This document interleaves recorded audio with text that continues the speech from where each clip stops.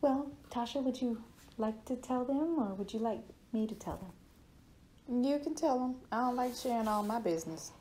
At any rate, so I just wanted to let you guys know that we are going to a modified schedule until school is out, and that modified schedule.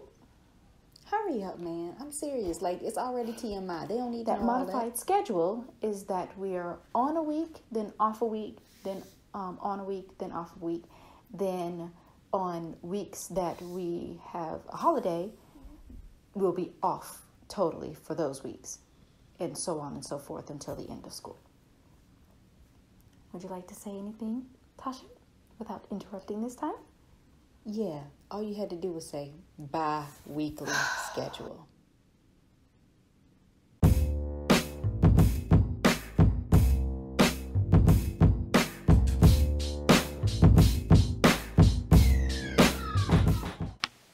Thanks so much for tuning in to another episode of Nice But Feisty. I am Mandi Nice, and I'm going to get right into my topics. Before I do that, I just want to reiterate that we are going on a modified schedule due to school being back in full effect.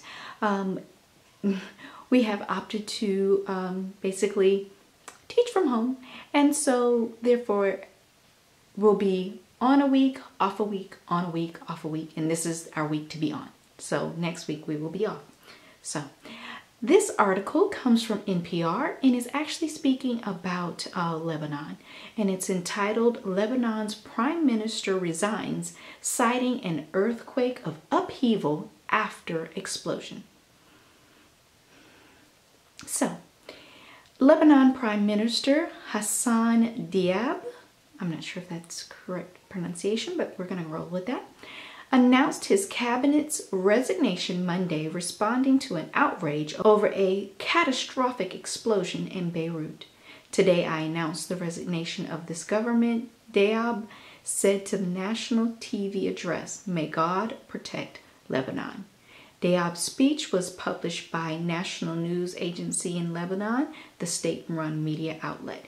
His resignation came after Tuesday's deadly warehouse explosion caused by a 2,750 tons of ammonium nitrate, I'm not sure if I pronounced that correctly, ammonium nitrate stored at Beirut's port that killed at least 160 people, wounded thousands, and left many homeless, destroying a portion of the city. Public anger mounted after the blast, focusing on the carelessness that led to one of the worst explosions in Lebanon's history. The huge trove of dangerous material, which the officials said was known about for years, had been allowed to languish in the port since 2013. Intense protests erupted, with many calling for top officials to resign or hang. I'm going to leave this article in the description, so I'm going to continue, but just so you can have it as your leisure.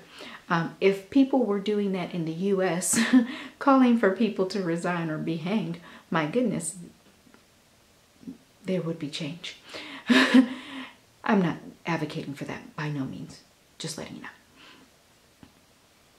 Although there are some out there that are.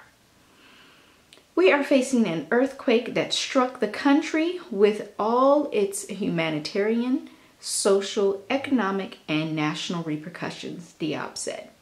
With the Prime Minister's resignation, it now falls to President Michael Aoun, sorry if I'm incorrectly pronouncing it, I apologize, to determine the next steps. After Diab presented his government's resignation papers to Aoun on Monday, Aoun asked Diab and his ministers to continue to perform their duties until a new government is installed, according to the presidency's Twitter account.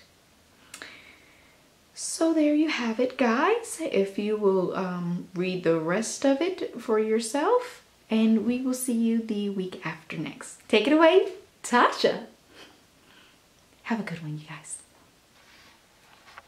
Okay, all right, you already know whose turn it is to go second this week, hunty. Girlie done already explained why we're going to a bi-weekly schedule.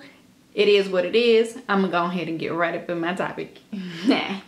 All right, so this article is from the New York Post, and it is entitled, Emily Taylor, former personal assistant to Ghislane Maxwell, leaves UK, according to this report. The link will be in the description. Let me know how you feel about this. Yes, I'm gonna stay on this Ghislane Maxwell until she is convicted, okay?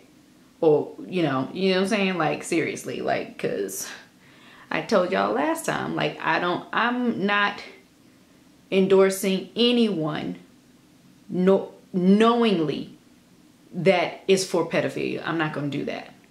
I'm not gonna do that because that's wrong. You do not go after little children, and especially in that manner. So anyway, let me get into this, okay? Ghislane Maxwell's British former personal assistant has left the UK following alleged madam's arrest on sex abuse charges, according to a report. Emily Taylor, a potential key witness in Maxwell's criminal case in the US, is not in the country now, a source told The Sun on Sunday. But the source insisted the actress, daughter of an Oxford University professor, is an honorable person. Taylor's whereabouts are unclear. Jeffrey Epstein's accusers have claimed Taylor taught them how to massage the multi-millionaire pedophile, and that Maxwell even referred to her as her slave. Taylor, who worked as Maxwell's personal assistant, was also named in court filings as among Epstein's pals who flew on his so-called Lolita Express jet at the time he was allegedly trafficking girls. U.S. prosecutors were reportedly looking to question Taylor last year around the time Epstein committed suicide in jail. Again, I'm going to tell you the same thing. Either he was murdered or that dude ain't dead. I'm just saying. I'm not going to let that go either. Anyway. Allegedly committed suicide in jail while locked up on sex trafficking charges. Her brother-in-law at the time says she was distraught to have been linked to the registered sex offender. So yeah, that was short and sweet and I guess to the point, huh? Anyway, the link will be in the description. Y'all tell me how y'all feel about that. I mean, look, by now I'm pretty sure there shouldn't be like no pedophiles actually even looking at my videos, because I've already told you, like, bye, don't come to none of my shit. Like, stop. Like, if you are okay with the sexual abuse of children, again, I'm gonna say fuck you and get off my pages, period, because that is wrong. It's wrong. Anyway, that's it. That's all I got. I wanted to keep it super short this week because I got other stuff, unfortunately, I got to do. Got responsibilities, hunties, but y'all know I love you. Bye. Well, thanks so much for tuning into another episode of Nice But Feisty with Mandi Nice and Tasha Feisty. Ooh, ooh, yeah. Have a good one. Oh, and one more thing. Make sure you like, comment, and subscribe. And share the video. You heard.